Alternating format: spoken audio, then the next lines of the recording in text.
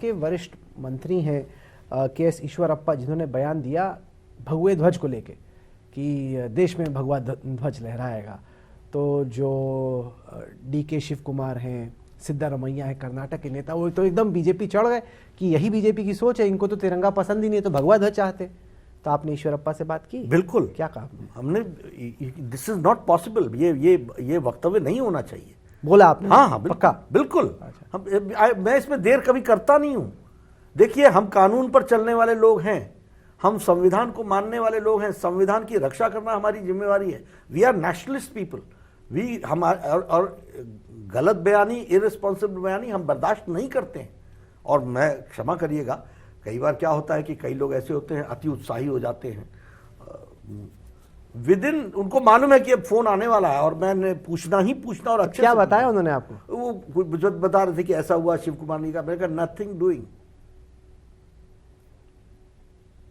अच्छा किया, टाइट किया मतलब? हम शब्द टाइट नहीं बोलते हैं, लेकिन हमारे सीनियर लीडर हैं, उनको हमने जिन शब्दों में बताना चाहिए था कि इस तरीके से नहीं होता है और ये ठीक नहीं है, ये कभी बर्दाश्त। कर्नाटक में वैसे कभी ऐसा पोलराइजेशन रही नहीं, जैसे यूपी में हो या बंगाल में भी देखी गई। कर्नाटक में तो जहाँ वहाँ के लोग भी ऐसे हैं, साधारण तौर पे ऐसा रहा नहीं है, जैसे अब एकदम उबाल पे आ गई कर्नाटक। हाँ, लेकिन उसमें एक थोड़ी सी और भी दिक्कत होती है। वो क्या होता है कि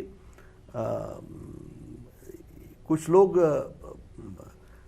भाषण देते देते अपनी लाइन को क्रॉस कर जाते हैं और वो मीनिंग भी नहीं होता है, लेकिन फिर भी कह देते हैं। हमारा कहना है मीनिंग था, नहीं था, सच words should not be spoken. और ये भारतीय जनता पार्टी नहीं। चलिए, अच्छा कि आपने स्पष्ट कर दिया। एक और दिलचस्प चीज़ ये हुई कि तेलंगाना के मुख्यमंत्री के चंद्रशेखर राव पहुंचे मुंबई, वहाँ पे उनकी मुलाकात हुई उद्धव ठाकरे से, उनकी मुलाकात हुई शरद पवार से, और चर्चा हुई कि एक गैर बीजेपी, उसमें कांग्रेस का रोल है नहीं है, उस पर अभी भी सवाल है, लेकिन एक गैर बीजेपी तमाम जो रीजनल पार्टीज का अलायंस बने 2024 के लिए। बीजेपी के अध्यक्ष के तौर पे ये जो नॉन बीजेपी अलायंस बनाने की के चंद्रशेखर राव की कोशिश है, उसको आप कैसे देखते हैं? देखिए, हर चुनाव से पहले इनका भारत भ्रमण होता है और हर चुनाव के बाद भी, परास्त होने के बाद भी भारत भ्रमण होता है। अच्छी बात है, प्रजातंत्र है, किसी ने मना तो किया नहीं है। इस बार इनका वेस्ट से शुरू हुआ है, पिछली बार ईस्ट से शुरू हुआ था, ममता जी के पास पहले गए थे। ये मिलते रहते हैं, बातचीत करते रहते हैं, विचार करते रहते हैं, चिंतन चलता रहता है इनका। ये चिंतन अच्छी बात है प्रजातंत्र के लिए। हम किसी को रोकते तो है नहीं। हम एक बात जानते हैं, देखिए, मैं आपके सामने राहुल जी बात करना चाहता हूं। प्रजातंत्र के लिए खतरा तो नहीं कहता, लेकिन यह एक अच्छी निशानी नहीं है। ये स्वस्थ के लिए, प्रजातंत्र के स्वास्थ्य के लिए। क्यों? ये नहीं, ये पारिवारिक पार्टी का होना और रीजनल पार्टीज का नेशनल लिमिट से बाहर के कोई की इश्यूज को लेकर के आगे बढ़ना, यह कोई स्वस्थ प्रजातंत्र के लक्षण नहीं दिखते हैं।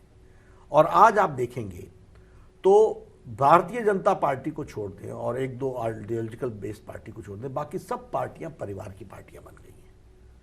आप जम्मू कश्मीर से शुरू करें, PDP, NCP, Lok Dal, Samajwadi party, TMC, KCR, TSR, TDP, Shiv Sena, ये सब परिवार की पार्टियां बन गई हैं। और उसी तरीके से ये रीजनल एस्पिरेशंस को लेकर के भी चल रही हैं। नेशनल पार्टी और कांग्रेस भी अपना इंडियन रह गई है, न ही नेशनल, न ही कोई नेशनल उसका, वो भी अब रीजनल पार्टी बनकर के कुछ सूबों में रह गई है। और ये भी अभी रीजन भी ढूंढना पड़ेगा। अब और ये भी भाई बहन की पार्टी रह गई है, ये भी कोई अब कोई बड़े राष्ट्रीय पार्टी नहीं रह गई। ये प्रजातंत्र के लिए बहुत अच्छा नहीं है।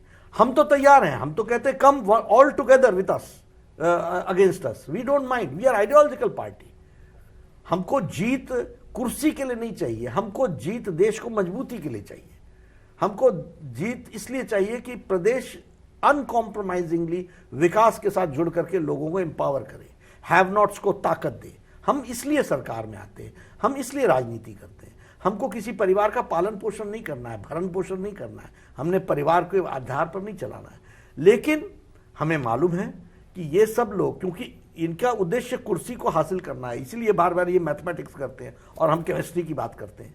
हमारे साथ उनका लगाव क्यों होता है? क्यों तेलंगाना का आदमी भी, हमारे तमिलनाडु में क्या है आज, लेकिन तमिलनाडु में भारतीय जनता पार्टी, आप जानेंगे तो तमिलनाडु में भी Modi ji is the most respected leader. This is chemistry, this we have to understand. हाँ, उसको हम कैसे वोट में तब्दील करें ये हमारी जिम्मेवारी है, आज करेंगे, कल करेंगे, जैसे भी होगा हम करेंगे, लेकिन आइडियोलॉजिकल बेस्ड तरीके से करेंगे। आखिर मोदी जी जब तमिल लिटरेचर की बात करते हैं, जब तमिल कवियों की बात करते हैं, यूएनओ के फोरम पर करते हैं, तो यह बताता है कि नेशनल एस्पिरेशंस को रीजनल एस्पिरेशंस के साथ जोड़ करके किस तरीके से चीज़ों को आगे बढ़ाया जाता है। तो ये लोग कुर्सी के लिए लगे हुए हैं, तो ये भारत भ्रमण पर निकले रहें, चलते रहें, हमें कोई आपत्ति नहीं है। जुड़ जाओगे तब भी लड़ेंगे, नहीं जुड़ोगे तब भी लड़ेंगे, हम तो इश्यूज पर